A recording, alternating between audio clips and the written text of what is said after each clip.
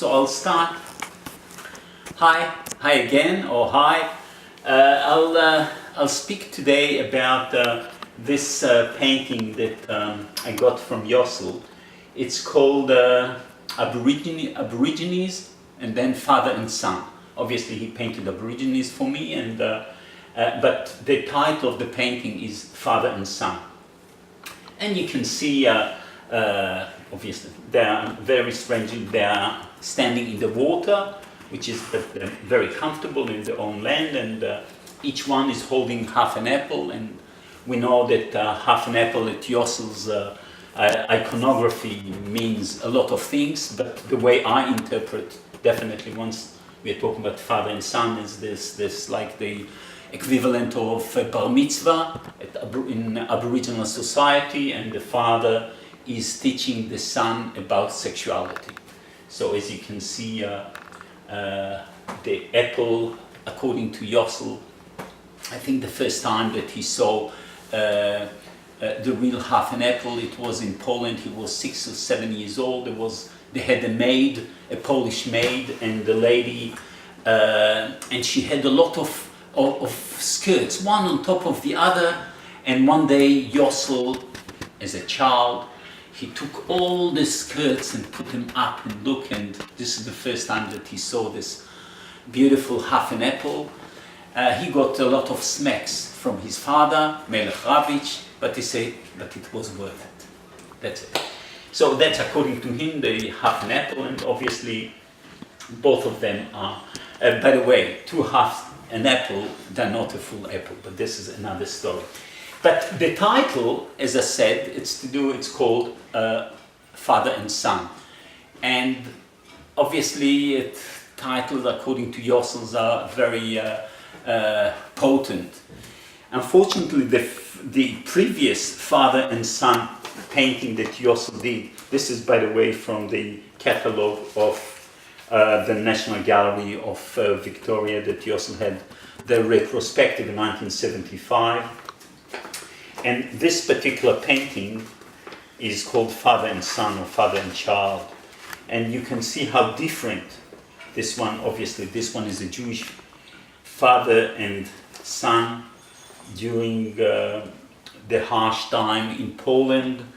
In the 40s it was done, this particular painting was done in 1943, and actually this one, it's called Father and Sons, and you can see both of them, as you can see there, so-called Jews, I'm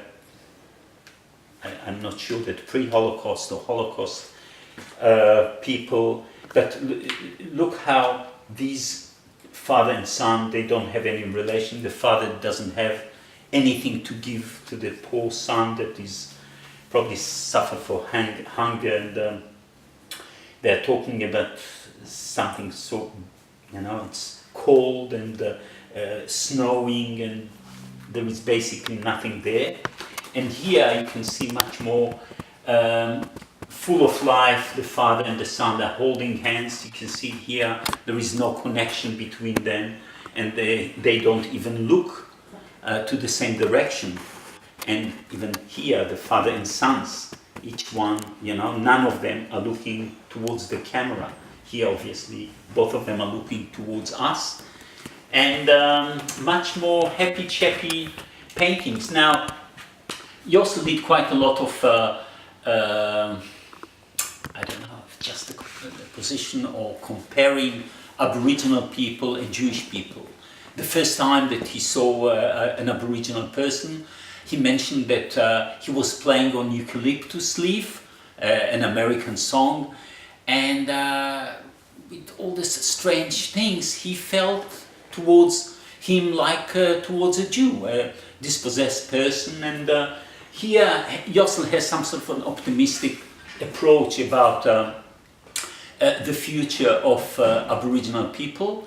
And actually, maybe, I don't know if I don't want to take the kudos for myself, but through me, every time I came to Israel from Australia, we were talking about it, because I was quite connected with some Aboriginal people, artists, especially Rover Thomas and Lynn Onis.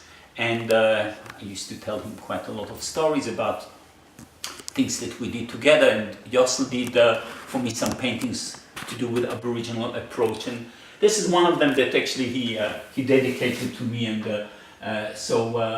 it's called, he signed it, and Aborigines, father and son, for Shaike with love, which is, so I feel quite happy about this painting, and although it was towards the last 5 years or 7 years of his life, but it's quite an optimistic painting. He did some optimistic paintings, not as in the 40s. All the paintings are very dark, and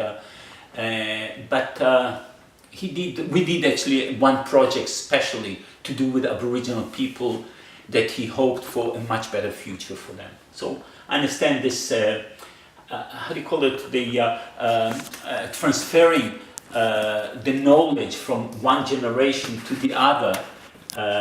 It shows some sort of hope for a better future for the Aboriginal people. Thank you very much. Bye.